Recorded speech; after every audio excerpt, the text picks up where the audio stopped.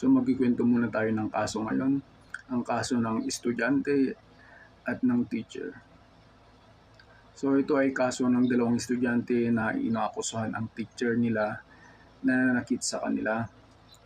So yung teacher ay grade 3 advisor ng review para sa NAT exam. So si BBB na isang estudyante ay humingi ng kinakain sa kaklase niya, pero hindi siya pinagbigyan nito, kaya nag-away silang dalawa. So yung teacher lumapit at pinalo ng walis ang mukha ni BBB, yung estudyante niya na yun, makulit.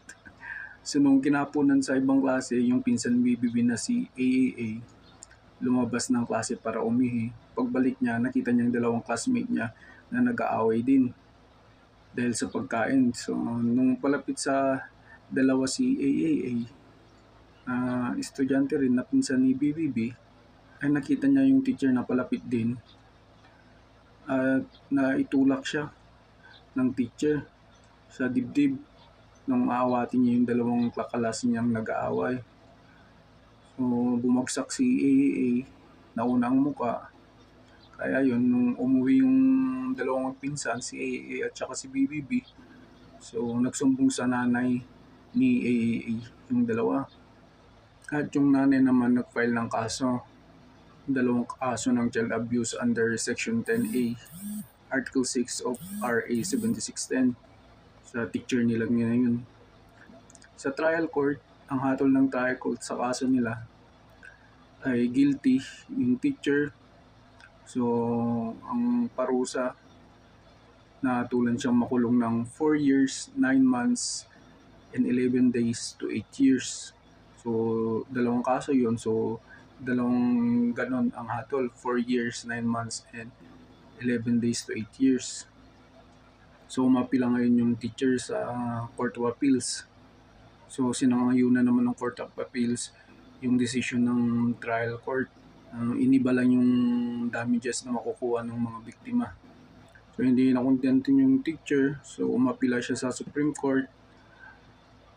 Sa Supreme Court naman, sabi ng Supreme Court, so iniba ng Supreme Court yung hatol sa teacher.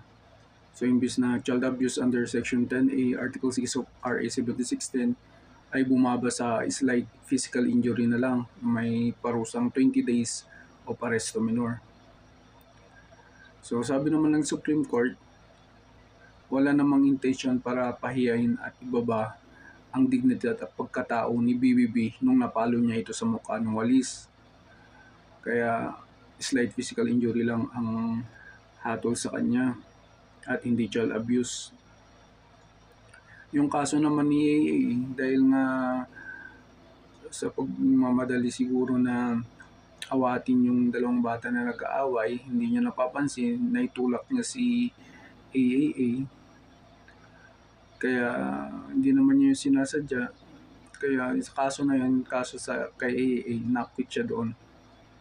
Wala siyang pagkakasala doon. So yung kaso lang ni BBB na napalo niya sa mukha ng walis si BBB nga, ayun, imbis na child abuse, 4 years, 9 months, and 11 days to 8 years na pagkakakulong, ay bumaba sa slight physical injury na 1 day to 30 days ang slight arresto minor.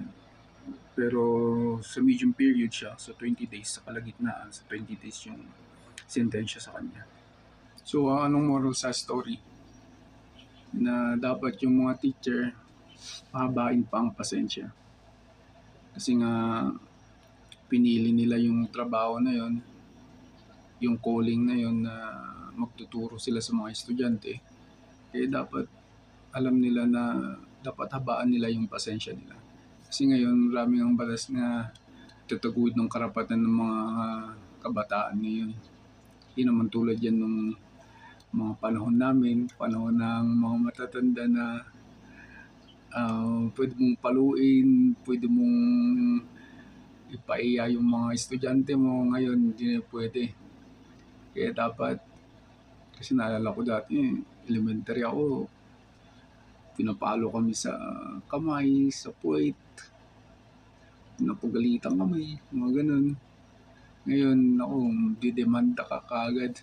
Yung sinasabi nilang Ay, yung mga estudyante ngayon, mahihina na ang konting palo lang, magsusumbong na, kaso-kaso na. Eh, kasi nga, iba yung panahon noon, iba yung panahon ngayon. Nasa panahon tayo ngayon.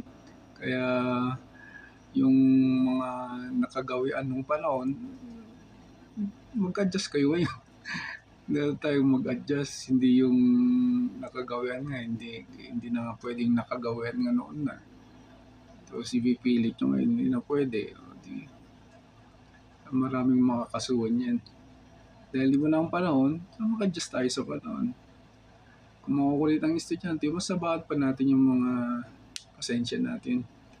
Kaya pag teacher ka, tapos binaba mo yung pinahiya mo, binaba mo yung pagkatao ng estudyante mo, pinagmumura mo ba yan o ano yung pinagsasabi mo dyan? Naku, 4 years, 9 months, 11 days to 8 years. Kaya hayaan mo na lang maulit yung estudyante. Gradean mo na lang. Pwede na. Tawagan mo na lang yung mga magulang. Sumbong mo sa mga magulang. Redisiplinahin. Pwede naman magdisiplina ang pangalawang parent naman ang teacher. Kaya lang, may mga boundaries pa rin yan. So yun, bukas ulit.